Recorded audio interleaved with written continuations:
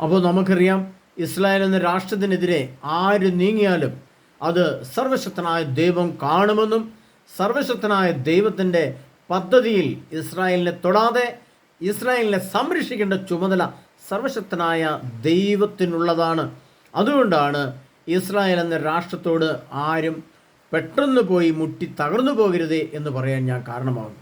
അപ്പോൾ ഇതിനെപ്പറ്റി വിശുദ്ധ ഗ്രന്ഥത്തിൽ, ബൈബിളിൻ്റെ അടിസ്ഥാനത്തിൽ, വിശുദ്ധ ഗ്രന്ഥത്തിൽ ലോകം കണ്ടിട്ടുള്ള ഏറ്റവും വലിയ ചരിത്ര ഗ്രന്ഥമാണ്, അല്ലെങ്കിൽ ലോകം കണ്ടിട്ടുള്ള വെച്ച് ഏറ്റവും വലിയ ആത്മീയ ഗ്രന്ഥമാണ്, ആത്മീയ പഞ്ചഗ്രന്ഥികളാണ്, ആത്മീയ സത്വചനങ്ങൾ എന്ന് പറഞ്ഞാൽ ദൈവവചനമാണ് ബൈബിൾ എന്ന ഭാഷയിൽ ലോകം ഇന്ന് അറിയപ്പെടുന്നത്. എന്നാൽ ഈ ബൈബിളിൻ്റെ ഹീബ്രു മൂലം ഇന്ന് ഇസ്രായേലിൻ്റെ കയ്യിലുണ്ടെന്നും ഇസ്രായേലിൻ്റെ ഹീബ്രു മൂലത്തിൽ നിന്നാണ് ബൈബിൾ വന്നിരിക്കുന്നതെന്നും അപ്പോൾ യഥാർത്ഥ ഹീബ്രു മൂലത്തിൻ്റെ അടിസ്ഥാന സത്യങ്ങളെ അറിയാവുന്നത് ഇസ്രായേൽ ജനത്തിനാണെന്നും നമുക്കറിയാം.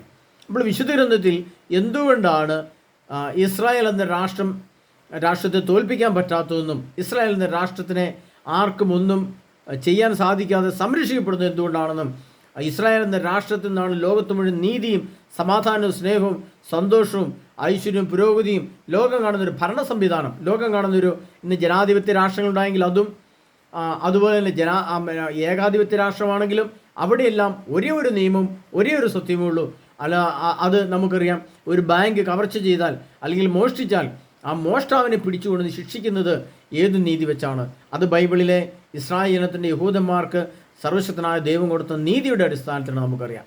അത് ശത്രുരാഷ്ട്രമായാലും മിത്രരാഷ്ട്രമായാലും ഏകാധിപത്യ രാഷ്ട്രമായാലും ജനാധിപത്യ രാഷ്ട്രമായാലും അവിടെയെല്ലാം സംഭവിക്കുന്നത് നീതിയെക്കുറിച്ച്. ആ നീതി കൊടുത്തത് ഇസ്രായേൽ എന്ന രാഷ്ട്രത്തിൽ നിന്നാണ് ലോകത്തിന് വേണ്ടുന്ന എല്ലാ നീതിയും ലഭിച്ചത്. അത് നമുക്കറിയാം. അപ്പോൾ വിശുദ്ധ ഗ്രന്ഥത്തിൻ്റെ അടിസ്ഥാനത്തിൽ നമ്മൾ നോക്കുമ്പോൾ, പ്രിയ സഹോദരങ്ങളെ, ഇന്ന് ഇസ്രായേലിനെ നശിപ്പിക്കുക അല്ലെങ്കിൽ ഇസ്രായേലിനെ ഇല്ലാതാക്കുക, ഇസ്രായേലിനെ ആക്രമിക്കുക എന്നുള്ള ചില ലക്ഷ്യമായിട്ട് എനിക്ക് കുറച്ച് പണവും എൻ്റെ കയ്യിൽ 2-3 ആണവ മിസൈലും ഒക്കെ ഉണ്ടെങ്കിൽ എൻ്റെ വിചാരം ഇസ്രായേലിനെ ഇപ്പം തന്നെ അങ്ങ് തീർക്കാമെന്നാണ്.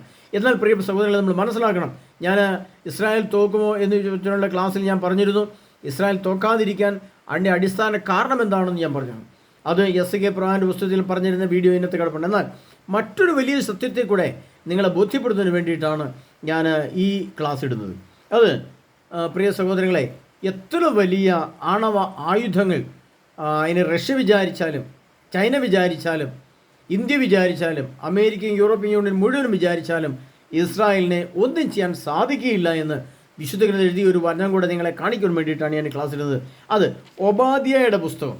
നമുക്കറിയാം, വിശുദ്ധ ഗ്രന്ഥത്തിൽ പഴയ നിയമഗ്രന്ഥത്തിൽ ആമോസ് പ്രവാചകന്റെ പുസ്തകം കഴിഞ്ഞാൽ ഒബാദ്യയുടെ പുസ്തകം എന്ന് പറയുന്നൊരു ഒബാദ്യ എന്ന ഒരു പ്രവാചകൻ ഉണ്ടായിരുന്നു. അദ്ദേഹം ഒരേ ഒരു അധ്യായം മാത്രമേ അദ്ദേഹം എഴുതിയിട്ടുള്ളൂ. ചുരുങ്ങിയ ചില വചനങ്ങൾ മാത്രമേ അദ്ദേഹം ബൈബിളിൽ നമുക്ക് കിട്ടത്തിൽ എഴുതി വെച്ചിട്ടുള്ളൂ. ഇനി ഇതിൻ്റെ ഹീബ്രു മൂലത്തിൽ ധാരണമുണ്ടോ എന്ന് നമുക്കറിയില്ല. അപ്പോൾ അദ്ദേഹം ഒബാദ്യ എന്ന പ്രവാചകനിലൂടെ ഇസ്രായേലിൻ്റെ രക്ഷയെക്കുറിച്ച് പിതാവായ ദൈവം സംസാരിച്ചത് എപ്രകാരമാണ് നമ്മൾ അറിയുമ്പോഴാണ്